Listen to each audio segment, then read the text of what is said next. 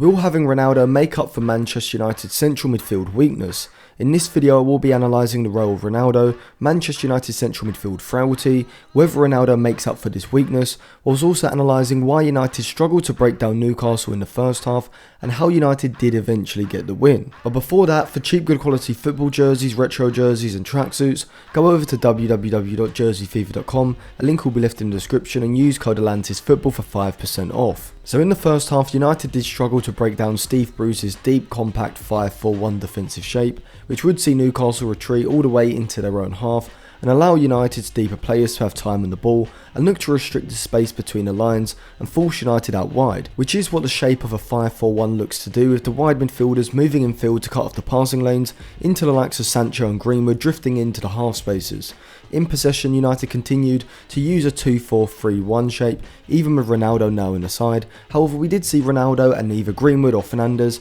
alternating positions, with Ronaldo often dropping deep to receive the ball and Fernandes and Greenwood pushing ahead of Ronaldo into the forward line. United didn't get the breakthrough until stoppage time in the first half, and this was because their ball circulation in the defensive and middle thirds was far too slow. I thought the back four and Pogba and Matic were guilty of holding on to the ball for far too long, when instead United should have been circulating the ball quickly, dragging Newcastle's midfield from one side to the other, and then looking to thread those passes into players between the lines when the spaces opened up. United had a lot of the ball in the channels when in the final third, because Newcastle's narrow system cut off the space centrally but left the space in wide positions, but I didn't think United took full advantage of this in the first half, with Shaw and Wan-Bissaka on either side often not being able to link in the channel and get into good crossing positions. Instead, United's movements were far too static and slow and easy for Newcastle to defend against, but that would change in the second half. However, it wasn't just in possession where United struggled in the first half. We once again saw how vulnerable they can be on the counter,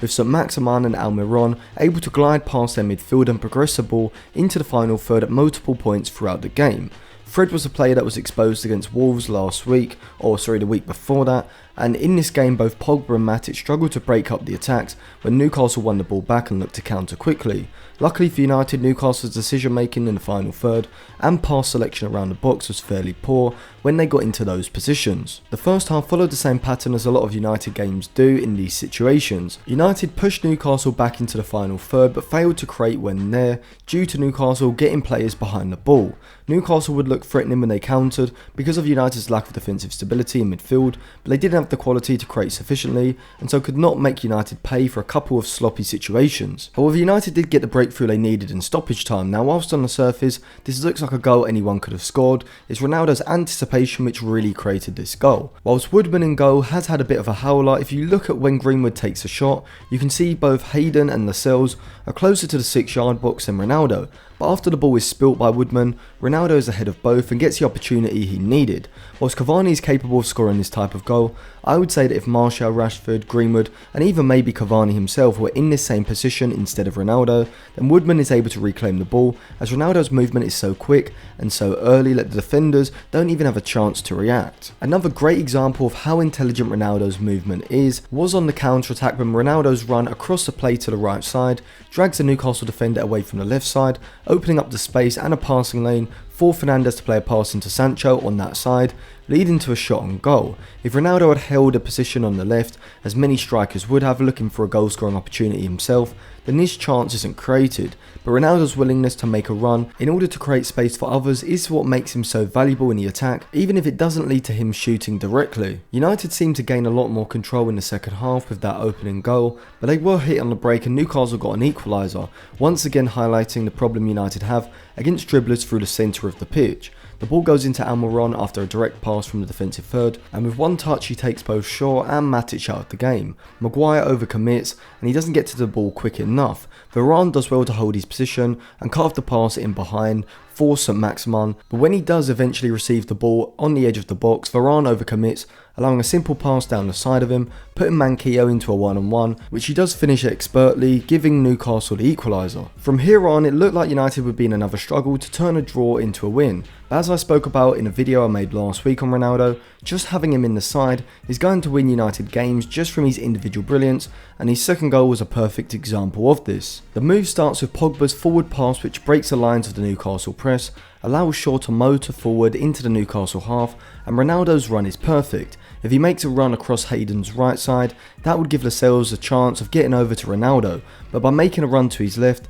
Ronaldo opens up a passing channel, and his touch to move the ball onto his left without breaking stride is elite, and his finish is hit firm and hard under the keeper. And all in all, this is a goal that maybe only Mason Greenwood would have been able to score, and even then it's Ronaldo's movement which really created this goal. Bruno Fernandes' 30-yard belter and Lingard's well-worked goal wrapped up the win and made the second half a lot more comfortable than the first. I thought Ronaldo was without doubt the man of the match, though Pogba and Shaw also played their roles, with Shaw creating Ronaldo's second and Pogba getting the assist for the third and fourth goals. Before I talk further about United's improvement in the second half, remember to download the Avli app and join my live stream on Monday at 7 PM, as I will be doing another Q&A session where you can come and give your opinions and thoughts and ask me questions, and I'll tell you what I think. So remember, that will be on Monday at 7 PM. So in the second half we did see much better movement and interplay down United's left, with Shaw getting in behind Newcastle's backline a few times with under and overlapping runs, which is what United needed more of in the first half.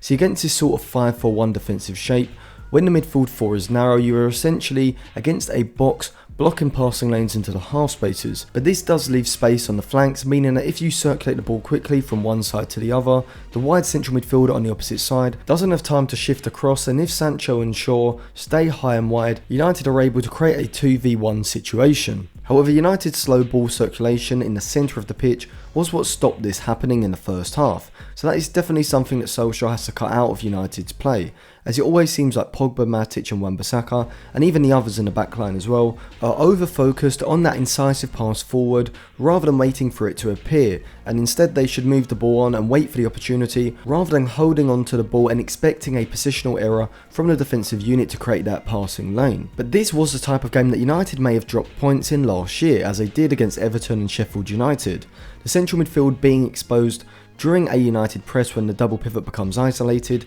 is still an issue for Solskjaer's side, particularly on the counter-attack. However, I actually think the addition of Ronaldo is more valuable than the addition of a central midfielder in the summer transfer window, even though United do still need a ball-winning central midfielder to stop these sorts of counter-attacks. I may do a video in more depth explaining why I think this, so if you want to see that, make sure you subscribe, click the bell for notifications, and remind me in the comment section below. But this is because United don't actually struggle to not lose games, but they do struggle to convert enough draws into wins. Now with Ronaldo, he creates chances for himself, as he did with his movement for both goals, and that's ultimately what will win United games like this, rather than having a central midfielder to shore up the side defensively, even though that will help. But overall, I do think having Ronaldo in the side is going to win United more points than having a central midfielder and not having Ronaldo, because I think Ronaldo is that good that he's going to win games for United like this, whereas without him you could have easily seen United dropping points. So thank you for watching. If you enjoyed the video, remember to subscribe, give the video a like, click the bell for notifications, put your thoughts in the comment section below, check out some of my other videos in the description, download the Avli app to join me on Monday for the live stream